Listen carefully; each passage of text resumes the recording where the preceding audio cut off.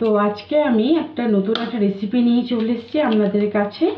তো আমি মৌমিতা, তো একটা নতুন ভিডিওর সাথে চলে এসেছি। আশা করছি আপনাদের এই ভিডিওটা খুব ভালো লাগবে। আর রোজ রোজ একই রকমভাবে ডিমের তরকারি সত্যিই ভালো লাগে না। তো নতুনভাবে একটা ডিমের তরকারি আমি করব, সেটা আপনাদের সঙ্গে শেয়ার করছি। আশা করছি আপনাদের ভিডিওটা খুবই ভালো লাগবে। তো সাথে থাকেন আর পুরো ভিডিওটা দেখতে থাকুন। তো প্রথমে আমি দেখতেই পাচ্ছেন ডিমগুলোকে আমি ফাটিয়ে নিলাম। আর আগে ইন্ট্রোডিউস করে দিচ্ছি যে আমি ভালো আছি, আই হোপ আপনারা সবাই ভালো আছেন। চলুন পুরো ভিডিওটা দেখতে থাকুন। তো দেখতেই পাচ্ছেন আমার ডিমটা কিন্তু ফাটানো কমপ্লিট হয়ে গেছে। এর মধ্যে আমি একটু লবণ দিয়েছি আর 3টের মতন আমি ডিম দিয়েছি।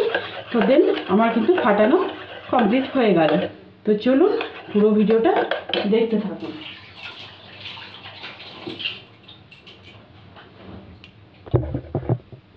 তো আমি কড়াইয়ের মধ্যে জল বসিয়ে দিয়েছিলাম। জলটা দেখতেই পাচ্ছেন পুরো বুদবুদ উঠে গেছে, মানে জলটা ফুটে উঠেছে। তো আমি এই ডিমটা আমি এর মধ্যে দিয়ে দেব। তো দেখতেই পাচ্ছেন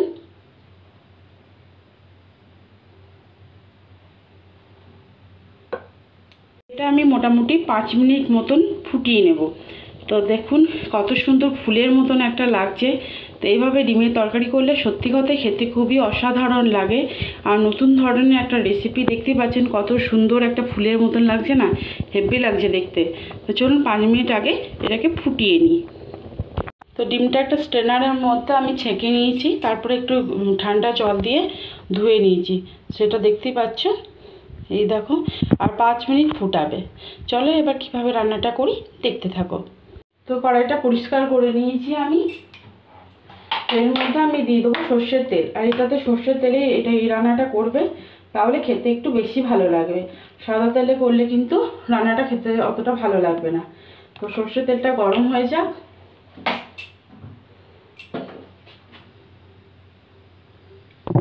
তো তেলটা আমার গরম হয়ে গেছে। তো আমি এর মধ্যে আমি দিয়ে দেবো গোটা জিরে ফোড়ন।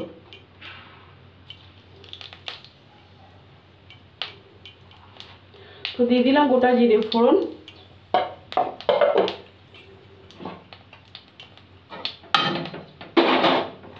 দিয়ে দেবো পেঁয়াজ কুচি।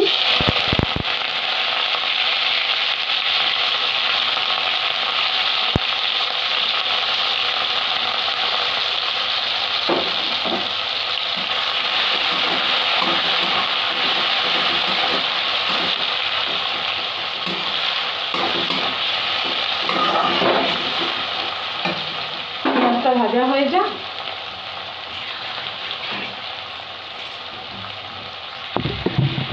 দেখো পেঁয়াজটা কিন্তু খুব সুন্দরভাবে আমার ভাজা হয়ে গেছে।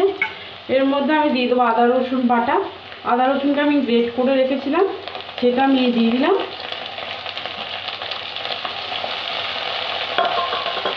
দেন আমি ভালো করে মিশিয়ে নেব।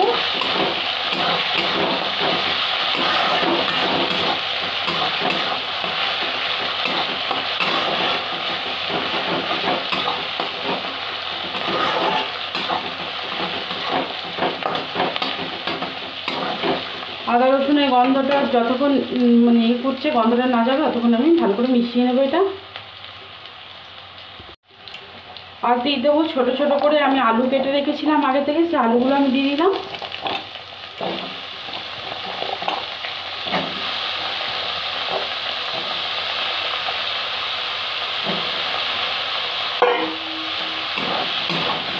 ভালো করে দেখতে পাচ্ছি, ভালো করে এটা আলুটা আমি ফ্রাই করে নেব।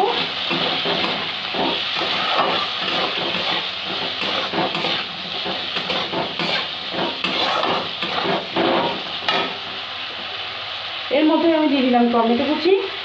দেখো আমি টমেটো কুচি দিয়ে দিয়েছি। এর মধ্যে আমি একটু নুন দিয়েছি, কারণ টমেটোটা মজে যাবে বলে, মজে যাওয়ার জন্য।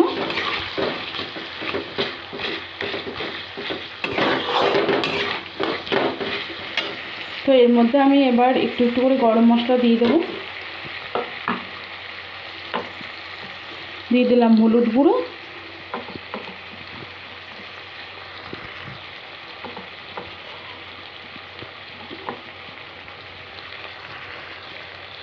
দিয়ে দিলাম ধনে গুঁড়ো,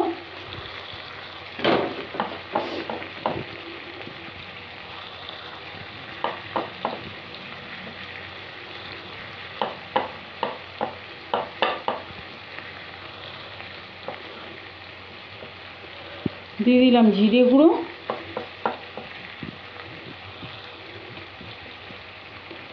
দিয়ে দিলাম কাশ্মীরি লঙ্কা গুঁড়ো একটু কালারের জন্য, স্বাদ মতন চিনি, নুনটা একটু বুঝে দিয়ে দেবে নুন, কারণ আমি দুবার নুন ব্যবহার করেছি, ডিমে নুন ব্যবহার করেছি, আলু আর টমেটো করার জন্য নুন দিয়েছি, তার জন্য নুনটা একটু বুঝে দিতে হবে। তো দেন মশলার মধ্যে ভালো করে আমি এটা মিশিয়ে নেব।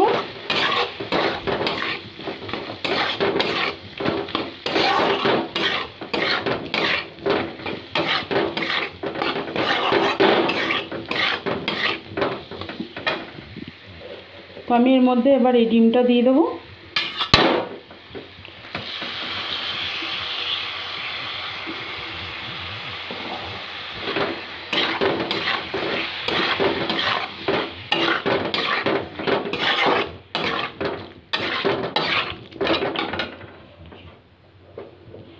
তো আমি এবার এটাকে ভালো করে মিক্স করে নিলাম। এবার এটা ঢাকা দিয়ে কিছুক্ষণ মশলাটা কষাতে দেব।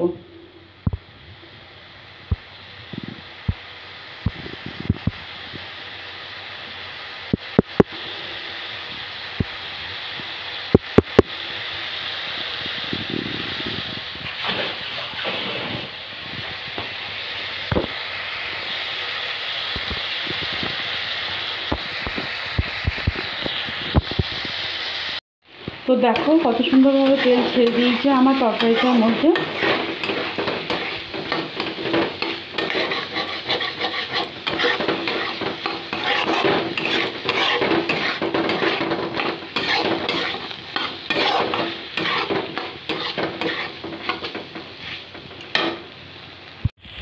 তো আমি এর মধ্যে এবার দিয়ে দেবো জল। তোমরা গরম জলও দিতে পারো, কিন্তু আমি নর্মাল জলই দিচ্ছি। আর যে যেরকম তরকারি মানে ঝোল খেতে চাও সেরকমভাবে জল দেবে। আমি একটু মাখো মাখো রাখবো,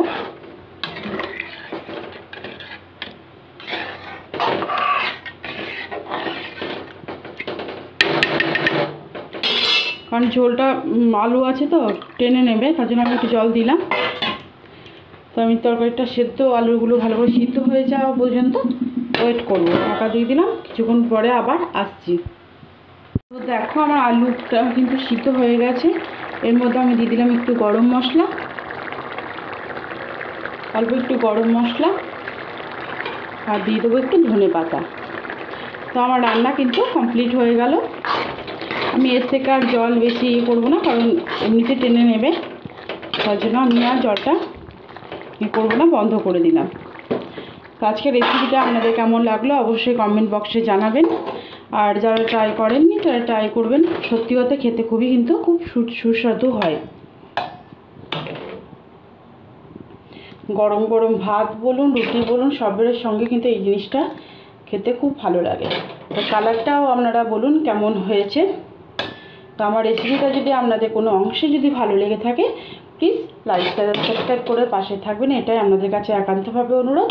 বাই বাই, সবাই ভালো থাকবেন, সুস্থ থাকবেন।